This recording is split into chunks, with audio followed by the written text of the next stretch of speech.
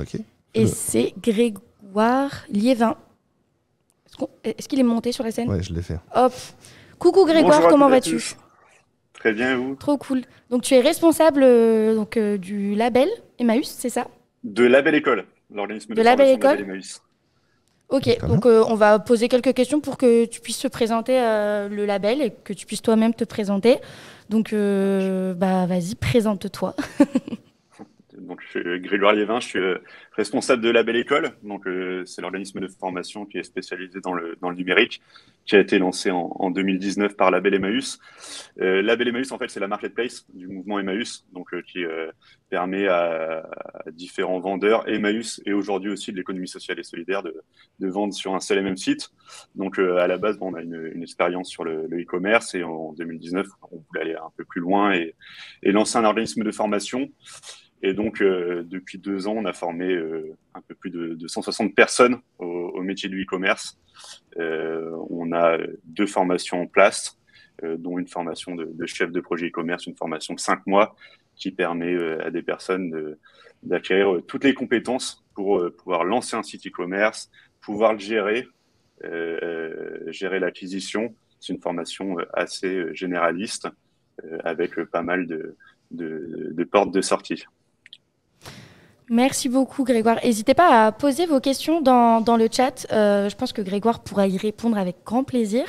Deuxième question, les approches pédagogiques. Comment vous procédez? Alors nous, on est vraiment sur une pédagogie active. Quand les personnes rentrent en formation, on leur demande de choisir un sujet sur lequel ils vont travailler pendant toute la durée de la formation. Et en gros, une journée type à la Belle École, c'est le matin de la théorie et de l'après-midi de la pratique. Donc, au fur et à mesure de la formation, les personnes vont acquérir des compétences, vont les mettre en application sur leur projet de site e-commerce et à la fin de la formation, donc ils passent devant un jury, vont présenter tout le travail réalisé et pour certains, le site sera mis en ligne et en fin de compte, ça va devenir une réelle activité pour les personnes qui suivent la formation. Et en plus de la pédagogie active, c'est aussi intéressant, c'est au niveau des formateurs où la plupart de nos formateurs en fait sont des formateurs bénévoles qui viennent d'entreprises partenaires du secteur du e-commerce. Donc c'est des personnes en fait qui vont venir donner un cours et la thématique en fait c'est une thématique sur laquelle ils étaient en train de travailler hier, enfin la veille. Donc c'est des connaissances qui sont à jour et en plus, ça donne aussi une transmission sur ce qui se passe dans les entreprises du secteur du e-commerce et vraiment de bien former les personnes qui viennent en formation. Trop cool. Donc on est vraiment dans du concret, quoi. Exactement. C'est essayer Ça, de se rapprocher au maximum de ce qui se passe dans les entreprises du secteur du numérique. Trop cool. On a vu que tu venais de Cherbourg, j'ai envie de le dire. J'ai envie. c'est Moi, vrai je que suis allée qu'une fois là-bas. c'était la question, c'était la remarque icebreaker normalement pour démarrer la conversation. Oui, j'ai paniqué, je suis directement passée sur autre chose. Est-ce que tu peux nous parler des conditions d'admission de cette école du coup? Alors, sur les conditions d'admission, pour commencer, en fait, on va pas regarder le diplôme. Il faut savoir que jusqu'à maintenant, sur les 160 personnes qui ont été accueillies à la Belle École, 98% avaient un niveau bac ou inférieur. Donc, le diplôme, nous, on s'en fiche. Et moi, c'était pareil, en fait, pendant mes études. J'étais très mauvais élève au lycée. Et pour autant, j'ai pu faire des études ensuite. Et en fait, je voulais reprendre un peu ce modèle. Donc, ce qu'on regarde avant tout, c'est la motivation. C'est vraiment que les personnes soient motivées pour suivre une formation qui est de 5 mois quand même. Donc Mhm. c'est pas long et en même temps, c'est quand même 5 mois. Il faut tenir pendant ces 5 mois. C'est une formation qui est assez dense. Donc, la motivation, bah forcément, l'appétence pour le digital. Et puis, depuis peu, on regarde quand même la logique parce qu'on s'est rendu compte qu'il y avait besoin d'une certaine logique pour pouvoir réussir dans cette formation. Vous Mais, avez des tests mais on va cognitifs dire du que coup? cette formation est ouverte à toutes et tous. Il n'y a pas question d'âge, pas question de diplôme. Vous avez des tests cognitifs du coup? Ouais, En fait, on a un questionnaire qui est en ligne et on va faire passer des tests de logique. On va aussi avoir des questions assez ouvertes pour essayer de connaître la personne. Par exemple, lui demander quel est son film préféré. Ça peut paraître un peu bateau comme question, mais pourtant ça nous aide beaucoup sur le choix des candidats.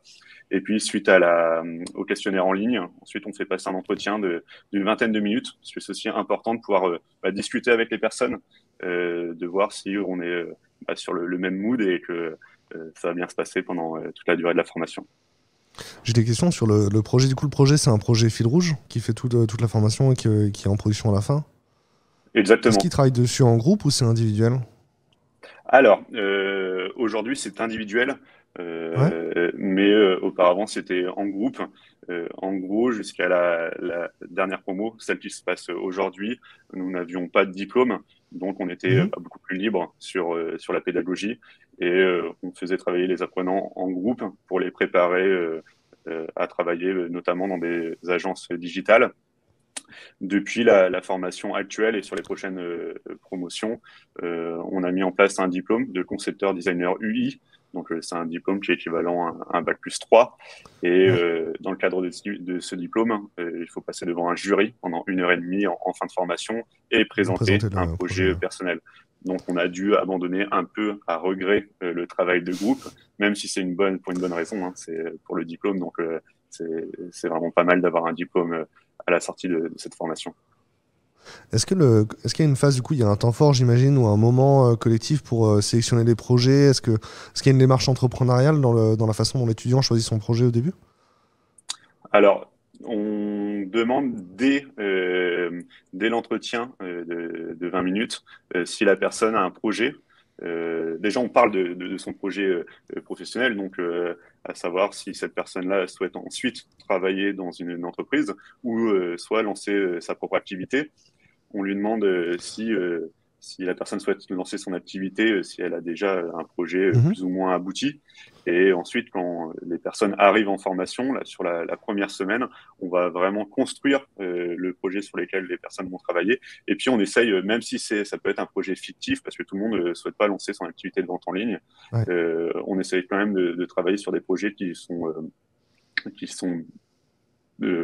possible, on va dire, et qui pourrait aller au bout en fin de formation. Et on a même des personnes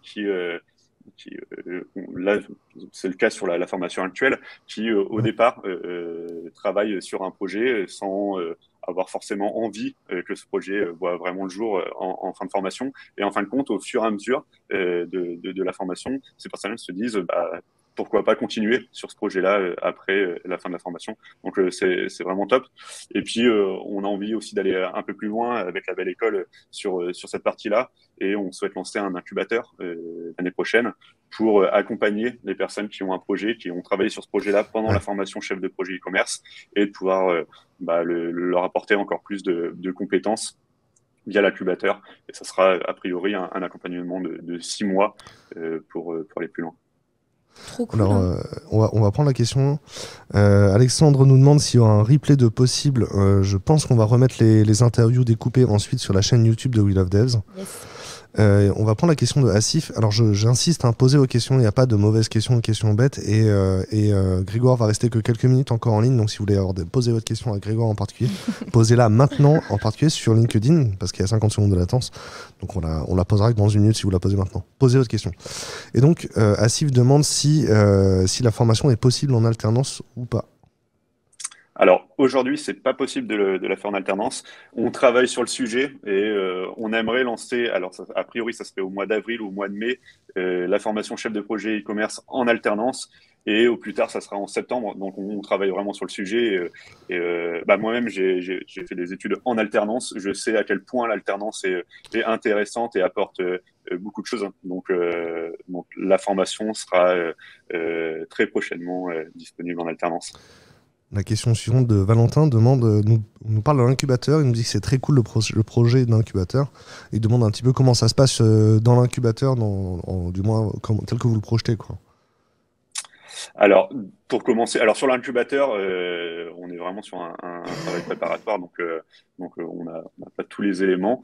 À savoir que on fait partie du mouvement Emmaüs, et donc on doit aussi transmettre certaines valeurs à travers nos formations. Donc l'incubateur, ça sera sur des projets à impact. Et puis c'est aussi dans l'air du temps. Et puis je pense que c'est pas juste un effet de mode, le e-commerce à impact. Donc, on sélectionnera des projets sur dossier. Forcément, les personnes qui auront suivi la formation chef de projet e-commerce, vu qu'on connaîtra déjà leur projet, aussi leurs compétences, ça sera plus simple pour nous de les accueillir. Et après, sur le programme en lui-même, comme je le disais tout à l'heure, ce sera un programme sur 6 mois à raison de, a priori, deux jours par semaine. Et c'est aussi d'avoir un programme qui soit assez modulable, qui corresponde exactement à ce dont ont besoin les personnes qu'on accueillera au sein de l'incubateur. D'accord. Trop cool. Parfait. Est-ce qu'on continue ou alors Est-ce qu'on a posé toutes les questions? Non, on n'a pas posé toutes les questions. On les fait rapidement en une phrase. Ouais. Greg, est-ce que ça se place sur le campus ou est-ce que c'est en remote? Ouais, Covid oblige.